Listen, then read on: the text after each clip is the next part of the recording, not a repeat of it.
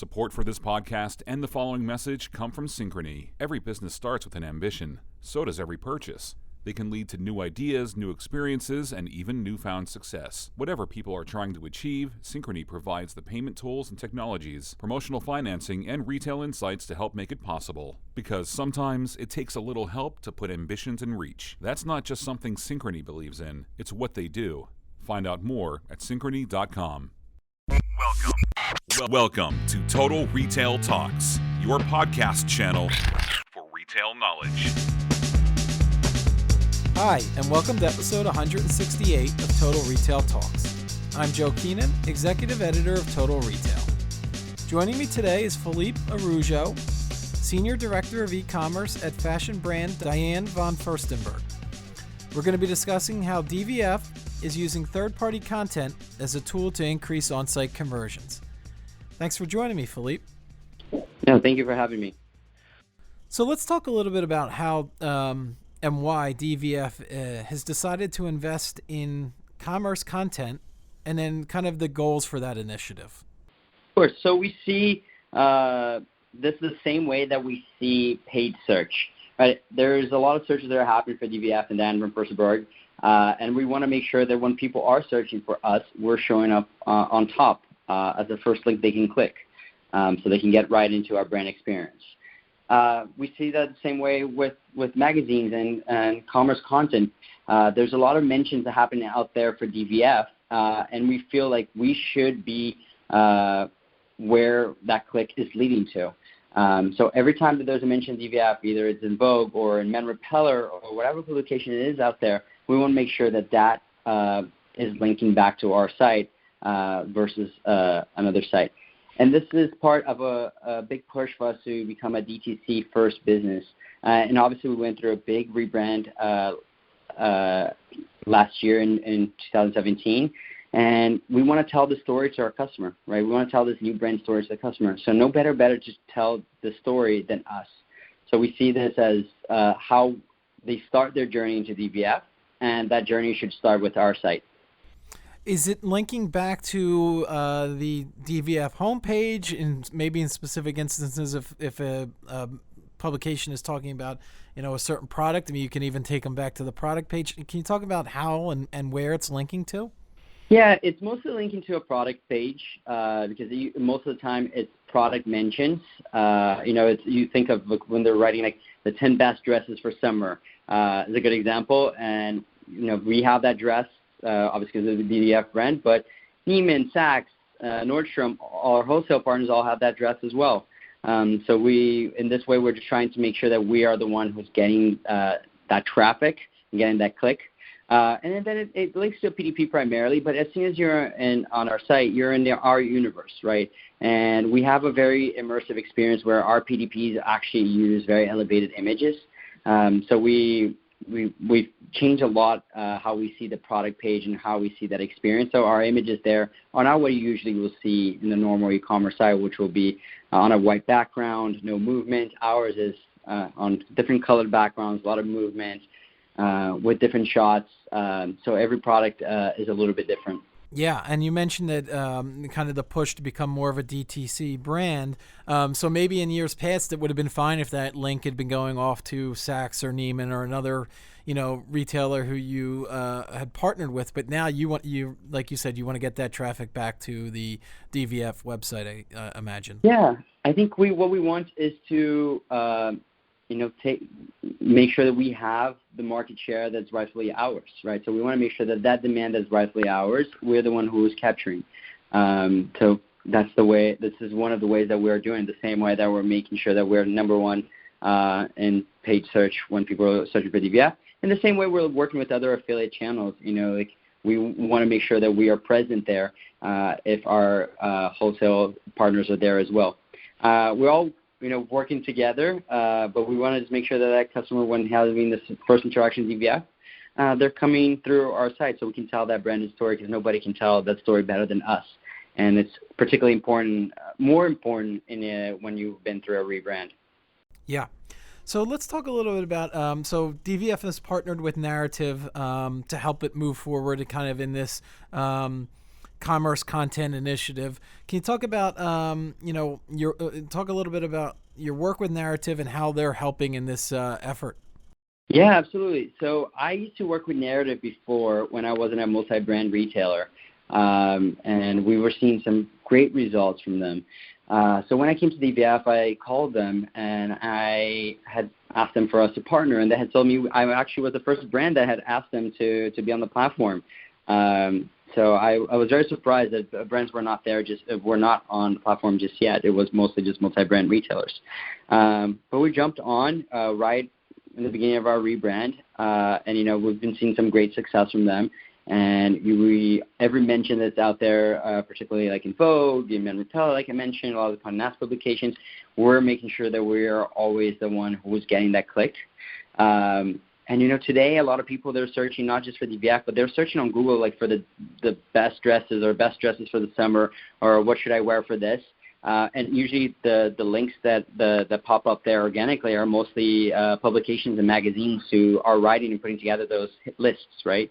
So we just want to make sure that we are present in that entry point as well. Yeah, it's kind of an opportunity that brands have been kind of overlooking, that you wanted to see, this traffic's out there. Let's try to capitalize on it. Absolutely, and it's both like from a traffic and revenue standpoint, but it's also from a branding standpoint, right? We want to make sure that when we're noted on those publications, it is us. We are the ones who that person is seeing through the experience. So let's talk a little bit about the customer that's coming through these commerce content, these links that are on these external third-party sites. Are there behaviors similar to what you're seeing from somebody that's coming directly to the DVF website? Maybe it's different. Can you talk a little bit about the traffic you're generating from these initiatives? Yeah, I think it's hard to talk about the traffic in general, but if you think of different segments, you have depending on the publication, you're getting traffic that has a higher AOV, right? Because they're seeing editorial pieces that a magazine is pulling, right, in their lists. So there's a part of this audience that has a higher AOV. So we like to obviously try to re-engage that customer and make sure that customer becomes a direct customer of DVF, not just that one time. And then obviously you do get lower AOV customers in times of sales and when you have promotions, which it's still very valuable, right? Sales are also a moment that we're trying to acquire a customer that is more price sensitive, right? And bring her in at a sale price, but then try to convert her into a full price customer. So you get both through this, and they're both valuable in different ways. But in terms of their behavior, I always say, like, this is primarily an acquisition method, right? It's one of our acquisition methods where someone is discovering the brand, and our acquisition methods are only as strong as our retention methods. So this is just the beginning of that journey of the customer, and then it's up to us here on our side with a strong email program, a sticky website, strong editorial to continue to re-engage this customer and continue to have them come back time and time again. But, we get that first purchase, we get that first order, or we get just the traffic, right? That person clicked through the link, and now we can retarget and bring them back. Yeah, it's a good segue into the next question, is identifying that traffic. What are you doing to identify the traffic, where it's coming from, and then to your point, not only try to get them to acquire them, get that first purchase, but then what can you do to re-engage them, get them to become loyal customers of the brand? Mm-hmm. Absolutely. So obviously through Narrative, the great thing is that you're having everything tagged appropriately and correctly, right? So everything is flowing through your site, and you can see all the UTM parameters. You can see all the traffic, where it's coming from, and that's how we'll do for everything. Every traffic generating campaign in general from our site. Very important that you are tracking everything consistently. That's the way that you can derive insights and create campaigns around it. But that's primarily, like, Narrative is very good at making sure that everything is tagged appropriately. Mm-hmm. So that's the start. But the good thing is, if things are tagged appropriately, we can also, when the person lands on our site, we know where they're coming from. We can have a different experience of that person, right? So there might be a different content asset that they see. There might be a different promotional message that they see. There might be a modal that shows up for them to sign up if this is completely new traffic. So that UTM parameter, where that traffic is coming from, is very important because it defines not just our data so we can look back, but also what experience that customer will land on when they get to the site. We're saying that most of the traffic gets landed on the PDP, but that doesn't mean that they don't have a personalized experience. They could, and we do look at sometimes, depending on the campaign, what makes sense to show this customer that's coming from X versus Y and Z. What it makes sense to show a customer who came to our site for the first time versus the second time. What makes sense to show a customer who never signed up. And then on the other side, in terms of retention and engagement, like we're doing quite a lot, and we actually have a really unique approach here where we're all about like if we're like, I will take an example of a lapsed user offer, for example, right? If you're qualified for a lapsed user offer, which is a re-engagement retention campaign that you launch, usually people are just sending that via email. We think a little bit differently where we, yes, send via email, but the chances that someone would open email is if your open rate is between 15 and 20%, the chances are 85 to 80% of the person will not open, right? Won't see the offer. So we make sure that that same person who qualifies to see the offer via email also sees the offers when they come to the site. Also see the offers when they go on Facebook and they receive a personalized ad from us versus just a general ad. And when they're searching for DVF, we're talking to them in our text ads a little bit differently. So we're trying to have this cohesive message or cohesive way of how we approach retention, re-engagement. We do it with very strong content. We do it with offers when it's necessary. We do it with great customer service. And we do it with always putting the customer first and creating new experiences and new tools on the site that are catered to the customer and to the customer, how the customer is navigating our site and how the customer is shopping with us. So what are the types of different media and content that DVF prefers to link products from? You mentioned, Vogue, or maybe you can talk a little bit about where you're, the different types of media that you're looking to see traffic from. And then also kind of a second part to that is how often are you evaluating the performance of a particular content source and, maybe trying to optimize if you're seeing, a high percentage of traffic from one publication, maybe you try to, ramp up efforts and spending towards that. Mm-hmm. Well, to be very honest, like we want to make sure that every time there is a positive mention of DVF online that is linking to product, that we get that click, right? But obviously our focus is primarily on the publications that obviously we know the customer is in market for something. So the trade publications that are specifically for fashion, like obviously Vogue, right? Influencer, that is the new publications, right?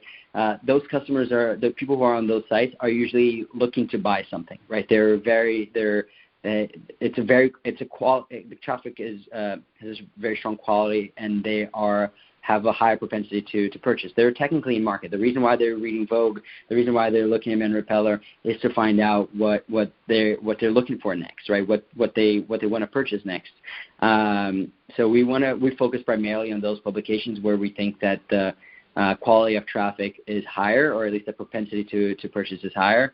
But we have a broad focus as well, where we want to make sure that whenever there's a mention of DVF, we are where it's linking to. So it's kind of like in two ways, where we do focus on optimizing the publications that we do see higher, better quality traffic and higher returns from, but we also are making sure that we are catching a wide net, because this is also, like I said, it's an acquisition tool, right? So we want to make sure the customer, the first time they're clicking and hearing about DVF and getting to experience the brand, that they experience with us, and they might not purchase right there and then, but now we have their cookie, and we're now going to try to retarget that person. But at least if we can't, they at least got to see what we're all about in our voice, in our tone, in our environment, because we do a much better job at telling that story, right? Because it's our own house. In terms of how often we're evaluating campaigns, so these obviously are kind of on a always-on approach. They're available for our links are available for the publications to pull at any time through Narrative. But we obviously are always talking to Narrative and being like that. We saw really good strength from X publication. How can we, figure out how to replicate that for next month? Or we tell them, like, our focus this month is on this print, right? Like, let's make sure that this gets out to all the publications as well, that we're focusing on this and see if there's an alignment there. So it is still very organic, to be honest, because we're leveraging content that these publications are writing regardless, right, within their tone of voice, with their own editorial eye, where they're doing selection. So we try to obviously get in front of them and make sure that they know what's going on here, but it's still, they obviously still have the freedom, and it's completely up to them who they decide to feature, DVF or another brand in these publications. But we always want to make sure that we are in front of them and we are available for them to select from us. So my final question, Felipe, is, what plans does DVF have to grow its content commerce efforts going forward? It seems like it's been a positive start to your relationship with Narrative. What else can you do to kind of continue to grow this effort? Mm-hmm. Well, I think Narrative is also expanding into other publications, so we're really trying to go deeper and deeper with them as well. We've seen some great success from them, and we want to continue that partnership with them. But obviously, as outside of just Narrative, we obviously explore like direct content opportunities with these publications. But being very honest, the more programmatic way that we've been doing with Narrative is where we've been seeing better results than actually direct relationships where we're actually going and syndicating some content directly with the publication. Is it? And I would imagine it's a little bit of an easier process too. Correct, right? Yeah, the customer sees today, right? The user sees today. If they're going to a publication, they know what's a sponsored content and what's not, right? It's easy to tell. So when you're going direct and having these negotiations directly with the publication, obviously there's a huge value. Like, I'm not saying that there isn't. There's a huge value in sponsored content as well, in partnering direct with these publications. But I'm saying that I think the customer today can, or their viewers can more easily tell what is sponsored, right, and what is organic that their editor actually picked. So the content that is usually more organic is where we see better results, and the content that is more organic is where we are getting these. We are able to access through Narrative. It's right. Like the whole idea is like the editor selected this dress, no matter what, right? She's gonna show the DVF dress. An unbiased opinion. It's not, like you said, it's not sponsored content that's coming from the DVF brand. The reader's getting the unbiased opinion of the editor, so they're more likely to act upon that. Absolutely. Well, I want to take this opportunity to thank Felipe Araujo of Diane von Furstenberg for joining me today. Please check out our podcast channel page, mytotalretail.com/podcast for show notes. Total Retail Talks is available on Apple Podcasts, Google Play, and Stitcher. But make sure to subscribe on our podcast channel page as well. Thanks, and I look forward to you joining us on the next episode of Total Retail Talks. This podcast was brought to you by Synchrony. Ambitions live everywhere, but sometimes they take help to achieve. That's why Synchrony provides the payment tools and technologies, promotional financing, and retail insights that can help put them in reach. Find out more at synchrony.com.